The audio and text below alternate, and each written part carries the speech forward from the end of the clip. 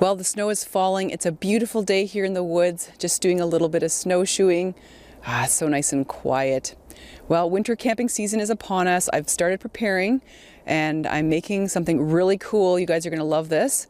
Stay tuned. You know, for a while now, I've been interested in making my own tent, specifically a canvas tent, and I buckled down and I'm doing it. So I'm making a campfire tent or a baker's tent.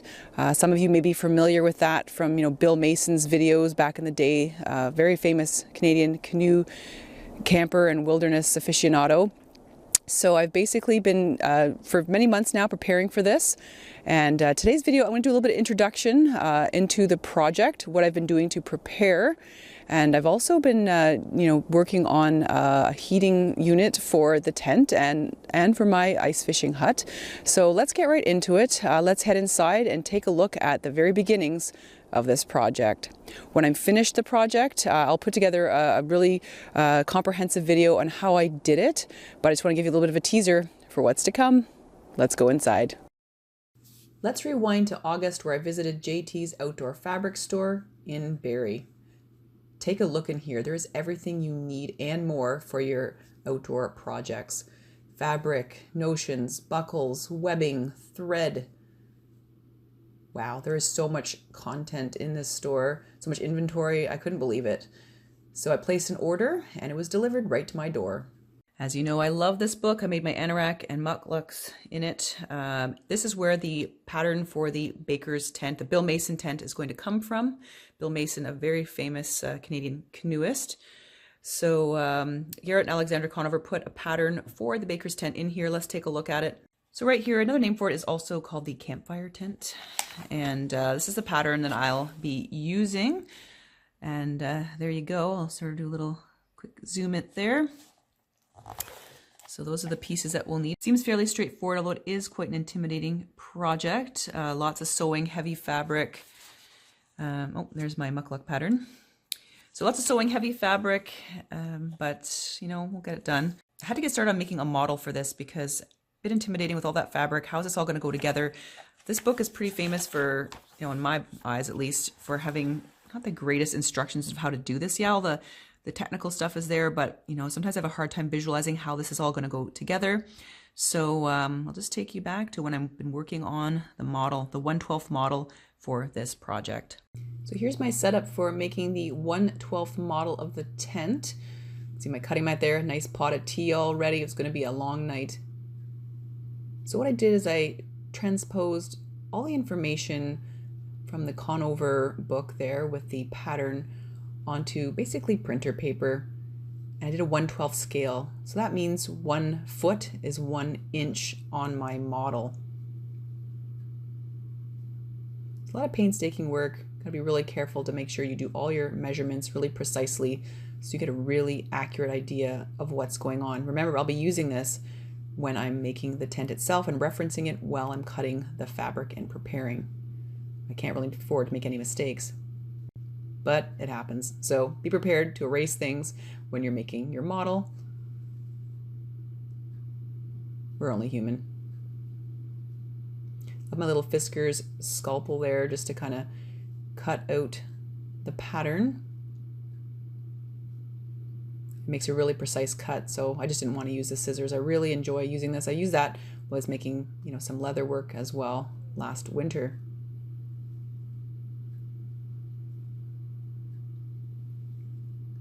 And of course there's the bone pile, a little bit of scraps and some of the failed attempts. And here's the finished model, the 1/12 scale. I've been working on it for quite some time, tweaking it a little bit, making a lot of mistakes. Show you all the way around here on this side as well. So I've marked off where every grommet, every tab, every bit of webbing has to go. That's one thing that this model really helped me with, was to determine where all those things go. This is the front door. It's going to be it's 2 pieces of fabric actually. Be held together by snaps on the main structure, but you can see that the it's 2 flaps are going to be held together with ties. And when you look inside, if we look inside there, I haven't put the no seam netting wall in there just for, make it nice and clear for you. but it's a really awesome space. You know, when making this model, I never realized really how big this front vestibule was. If you look here, here's a little 1/12 person. Whee! So this is like, basically it's 6'3", the entrance to this. So you can see that's a really tall person, 6 foot. You know, lots of space in there. Of course, when you get back to here, this area right here is about, I wrote it down, 4 feet 4 inches right there. But right up here, this goes all the way up to 6'3". So it's going to be lots of space. And I mean, you're going to be lying down in this back part anyway. These wings can be taken off. These are snaps here off the flap and rolled back and tied. So this can be wide open. It's going to be an awesome space. There's areas here where, you know, you can take this. I might even put a grommet in the center here and just sort of like be able to tie it down in a windstorm. So many different permutations that you can do with this structure. So this is really helpful. I highly advise if you're going to make something like this, make the 1/12 model. It was really worth it. I was kind of poo-pooing it in my head. I didn't want to do it. But man, if I would have just gone and started cutting fabric, I would have been really sad. It's not cheap fabric that I got. Of course, making a tent is cheaper than buying one. But if you don't want to mess up, you know, I made pretty tight, you know, materials calculations. So I do have a bit extra, but you don't want to mess this up. This book by Bill Mason has been so helpful. Of course, you know, this baker's tent is inspired really by, you know, Bill Mason's canoe camping, and you know, what the Snowwalker's Companion really couldn't explain, this book did. I mean, lots of interesting information in it. And you know, here's the mini campfire tent right there. A little bit different than what I'm doing, but not quite too bad. You know, just gives me that extra information about how, you know, these grommets should be in the corners. There's the ties that I'm going to be putting in. Again, that no-seam mesh netting that will be coming in shortly. I've actually placed another order for the no-seam netting, some webbing and grommets. But there you go. There's another pattern, and it's really, really very helpful actually for me to look at this. One part of this book that I really enjoyed looking at, so this is when I was talking about, you know, tying down the canopy a little differently. You can take a look here. There's lots of different ways you can pull the wings up and tie them together. Bring these wings out, you know, for windy conditions, when you have your fire in front of the baker's tent. And of course, putting the stove in the tent and there's a little sleeve that we'll be putting in. I haven't quite decided where I want to put the sleeve in this one. Recommendations are to actually put it in the front door. So that gets snapped back on. The recommendation was to actually put it right there. Don't know if I want to put it down low or up a little bit higher. So I'm not going to commit to cutting a hole in the fabric yet. I want to see, and I'll show you my little stove in a minute. I want to commit to that right now. So, I mean, but this tent, as I said, basically you can have a fire in front of it. Actually right there, and Bill did that a lot in his videos if you ever watched them. I think there's even a picture of him right there with his, you know, the wings are open, the fire's there, he's sitting inside the tent. Now this one's a little bit bigger baker tent. I have the mini campfire stove tent that I'm making, but you can see you can pop the fire right there and have a little seat, and your no-seam fabric is pulled back. I've ordered a zipper too for my no-seam fabric. So yeah, these tents are really awesome. And again, you got to make one of these little models, really help you out, because if you get stuck during the project, you can always go back to your model, make some measurements, because this is 1/12 scale. This is what it's going to be like. You can go back, make measurements and make necessary corrections, or, you know, just tweak it the way you want. You know, there's lots of patterns in these books, but it may not work for you. You may want to adjust something. So one thing I haven't figured out, there are poles that are going to be holding up the front and this ridge line right here. There's gonna be some grommets at the top here, suspended and through a pole system. What is your advice, everyone, for poles? Should I get aluminum poles? Should I make poles out of dowels for this kit? Let me know what you think down below in the comments. Still haven't decided on that. And also I'm deciding where to put the sleeve for the stove pipe. That's another thing to figure out. I also want to briefly show you that this is the fly. So, I mean, this is a boring piece of the pattern, but this is the fly that goes over the top, obviously, and that's going to be suspended by ropes. So that's okay. Again, there's other configurations here, some grommet tabs, so I can cinch it back down if there's like a heavy storm, or if I want to pick it up. Like, I don't know, lots of different things to do. So that's it. I'll just show you my invoice here, and you can see I got 27 yards of the 10-ounce duck canvas untreated. It's a 63-inch wide fabric. It's about $6.76 a yard.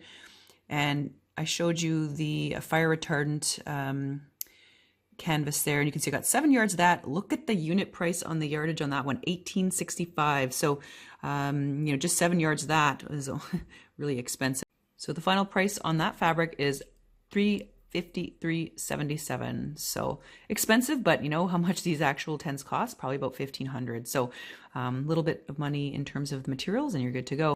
And I got a yard of the Sparks insulation jacket, and woohoo, $46.95 a yard. So the final price on that, $65.07 for the Sparks insulation jacket. I've also placed an order for grommets, webbing, a whole bunch of little notions and things like that for this tent. So that all those things are going to probably total up to about $120, including thread and things like that. I'm going to use a heavy thread, obviously, and a canvas needle for my sewing machine. So it's a pricey project, but not half as pricey as actually buying the tent itself. Let's go take a look at the fabric up close, and we'll also go outside now, and we're going to check on a stove that I made for this tent and for my ice fishing hut. It is the easy peasy 2 paint can wood stove. So let's go check those things out. Well, there's the fabric all rolled up. What do we have? Well, we have, this is the 10-ounce canvas, and that one is treated with fire retardant for some parts of the tent. This stuff in the roll here, this is the 10-ounce canvas non-fire retardant. It's extremely expensive for this one, so I can only get a bit of it to put sort of where I'll be putting the little stove to heat the tent. The sort of this colored fabric here, that's actually fiberglass fabric. That's going to be used for the sleeve for where my stovepipe comes through the tent. So yeah, they have all kinds of fabrics, JT's Outdoor Fabrics, notions, all that kind of stuff. If you're interested, they're in Barrie. They do ship, I'm assuming, North America wide, but you'll have to look into that if you're interested. They also have a fabulous website. Just Google it if you're looking for textiles for outdoor projects. So there we go. A little bit of an intimidating project. Let's go downstairs, and I'm going to show you where the magic's going to happen.